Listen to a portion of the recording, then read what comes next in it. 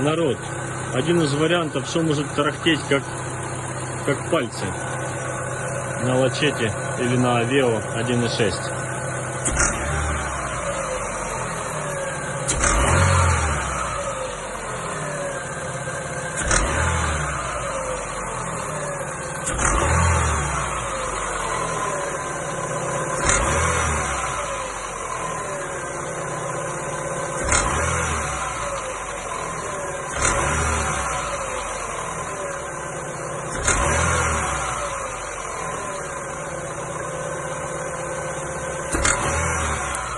Вот такой вот звук. Народ приезжает и говорит, что тарахтят пальцы. Но я кое-что нашел, сейчас вам покажу. Снял эффект-бокс. Вон замечательная наша станция натяжная. И вот она, вот этот звук издает. Очень похож на стук пальцев, но нет. Я туда только что бросил стетоскоп и выслушал четко стук по этой станции.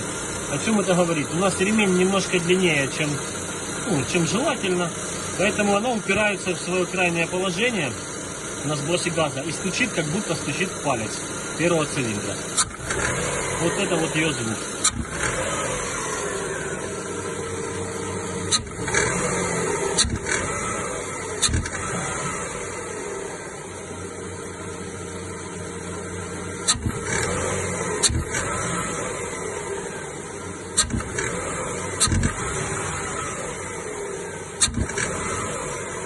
Возможно, камера до конца не передает, но если вдруг вы решили, что у вас там постукивают пальцы, послушайте сначала натяжную станцию. Я планирую это дело устранить путем установки более короткого ремня. Вот очень огромный у этого ролика, это все позволяет, поэтому я думаю, что все у меня получится. В общем, что, господа, установка более короткого ремня дала свои результаты.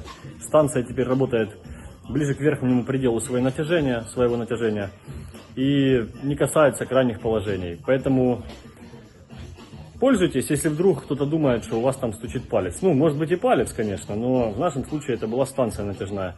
Я поставил на лачете, на Авео 1.6 16-клапанную ремень 6 ПК. У меня стоял 1870, я поставил 1863. Натягивался он, конечно, интересно, но как раз все четко получилось. Все, всем удачных ремонтов.